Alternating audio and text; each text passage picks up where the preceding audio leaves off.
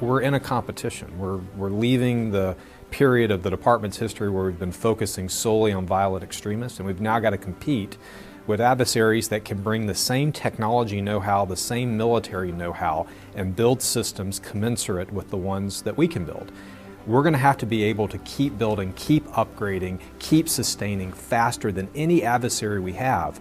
Because if we can't, I don't think we're going to lose dominance today or tomorrow, but because the time constant between our ability to upgrade versus theirs is mismatched, we'll eventually have our superiority erode over time. We can't afford that. But here's the thing that's counterintuitive about speed.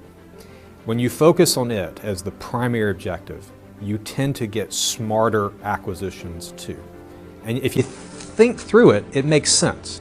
You can't be fast in an undisciplined way. Not for long, right? If you're a program manager and I tell you to build a hypersonic weapon and go as fast as you can, there might be someone who's not connected to your program that thinks, you're going to chuck your cost estimates out the door, you're not going to do any engineering analysis, risk analysis, because you're trying to save time. But when I tell you to deliver fast, you're going to do absolutely the opposite. Those assessments, those analyses, they become of religious importance to you, because if you don't understand your risk, you're eventually going to trip up and fall. So my experience with telling people to go fast is those things that help you guide your program through the downslopes of risk management. You put at a high priority and you must know them. And those bureaucratic steps that are meant to just keep the paperwork boxes checked that our defense acquisition system so loves, those are the things that you absolutely cut out of your program with extreme prejudice. So my money's on the faster path, being smarter and lower risk on the whole. And I'm seeing that creativity across the Air Force, is that when you tell people to go fast, they got to get rigorous on the things that matter, they've got to get pretty severe in cutting out things that don't, and they start thinking outside the box. You want to provide your soldiers, sailors, and airmen with the best possible capabilities, but unfortunately, it's not always so easy to do. Complex and slow acquisition processes make it difficult to meet demanding project timelines and to deliver high-quality solutions to your end users. InnoVet is changing this through digital decision-making. Digital decision-making enables you to greatly accelerate nearly any process that requires decisions to be made based on complex sets of inputs. Digital decision-making can be applied in many domains, including acquisition of new defense capabilities, mission planning, the development of new tactics, techniques, and procedures, and in many other areas.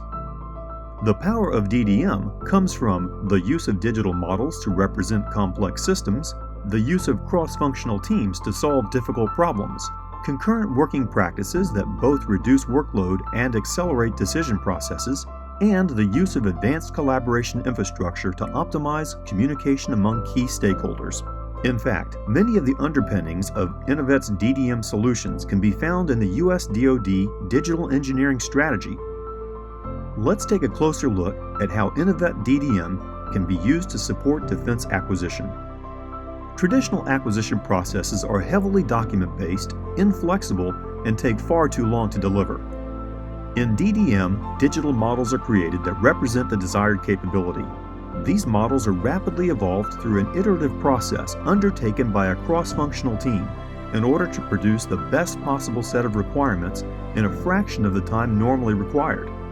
In this approach, designs are evolved at the conceptual phase, reducing the need for expensive mock-ups, premature design lock, and physical testing.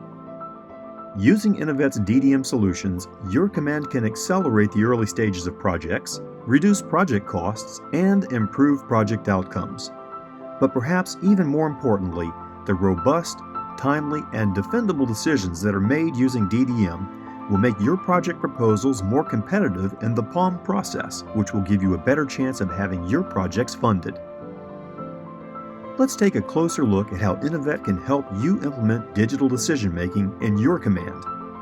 Our team provides products, services, and support that fall into 7 categories: digital decision facilities, software, digital models, training, staff augmentation, and system integration.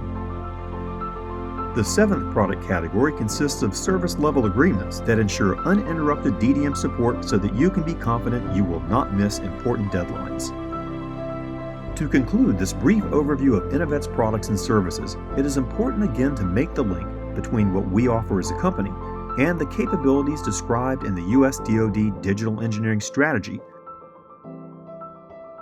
Furthermore, as a company that has recently won an SBIR Phase 1 contract, any U.S. government organization can contract directly with us for our products and services without having to issue a formal tender, which allows you to significantly accelerate implementation of digital engineering solutions for your command.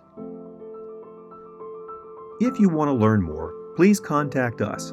We would be happy to schedule an opportunity either for a phone call or an on-site visit to tell you more about how we can help you implement digital decision-making and your own digital engineering capability.